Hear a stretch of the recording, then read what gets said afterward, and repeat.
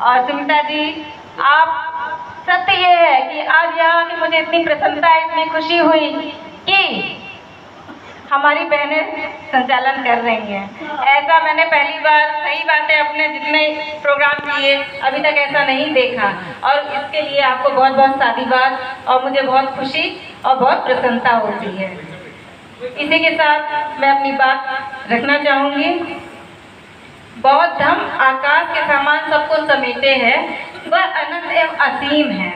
आपकी सम्यक मार्गमयी करुणा व मैत्री सभी सांसारिक कल्याणों में श्रेष्ठ है। तथागत बुद्ध को सुंदरता पसंद थी, सुंदरता में सुसंगति से है, इसलिए उन्होंने अपने अनुयायियों को शिक्षा दी थी कि सुंदरता की संगति में रहो।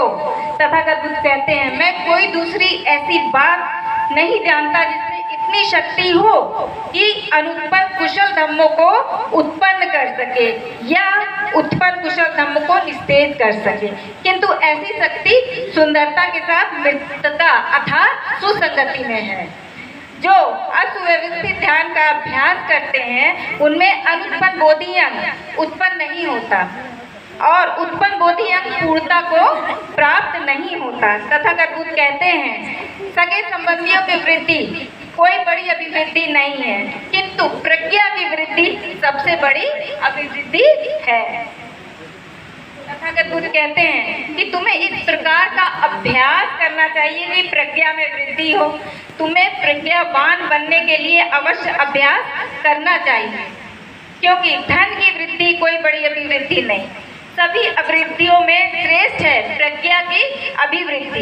इसलिए यही प्रयास करना चाहिए, प्रज्ञा में वृद्धि हो। यश की हानि बड़ी हानि नहीं, प्रज्ञा की हानि दुखद हानि है। इस बात को आपको ध्यान रखना चाहिए। बौद्ध धर्म अन्य धर्मों में श्रेष्ठ है, क्योंकि वेदों में प्रार्थना, प्रशंसा और पूजा ही मिलती है। क्योंकि बुद्ध धर्म में हमें प्रथम बार चित्त को सही रास्ते पर चलाने के क्रम की शिक्षा मिलती है।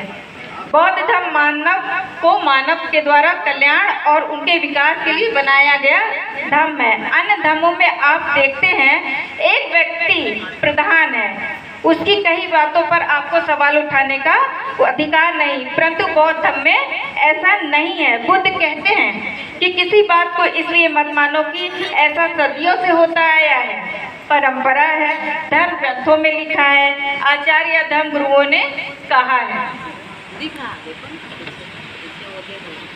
किसी बात को आंख मूंद कर मत मान लेना, बल्कि हर बात को तर्क और विवेक की कसौटी पे समझना।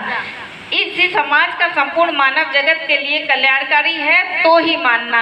अपना दीपक स्वयं बनो, अब तो दीपो भव। यही बातें बौद्ध धर्म को खास बनाती हैं। इसीलिए बाबा साहब ने सभी धर्मों के अध्ययन के बाद इस धर्म को अपनाया था। साथियों, महिला परिवार की ही नहीं, समाज की भी आधारशिला है।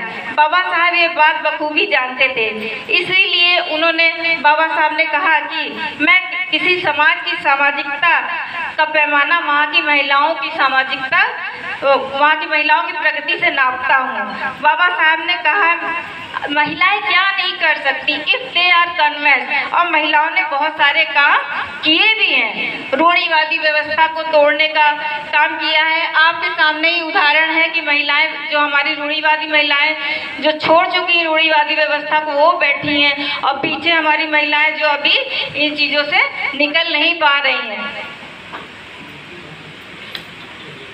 तो मैं ये जो महिलाएं बैठी हैं इनसे मैं कहना चाहती हूँ कि तुम न बदलो, जमाना बदल रहा है। गुलाब पत्थर पे खिल रहे हैं, चिराग आंधी में जल रहे हैं। यही जुनून, यही एक ख्वाब मेरा है।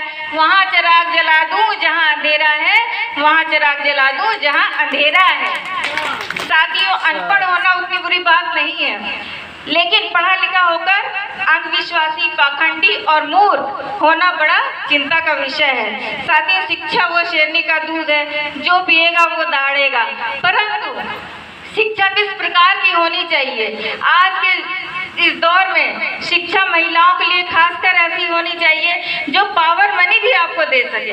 आपको सरकारी नौकरी नहीं कहते कि मिल जाएगी सभी को, परंतु शिक्षा ऐसी होनी चाहिए महिलाओं के लिए वो अपने अर्निंग जरूर कर सकें। ये आज की मांग है। आप कहते ना गुलामी से निकलना सभी लोग कर चुके हैं, तो हमारे गार्जियन स्वरूप इंजीनियर हरंगी राम जी आपसे निवेदन है कि आप मंडल अध्यक्ष हैं, आप बुश पर टिककर नमन करें, वंदन करें।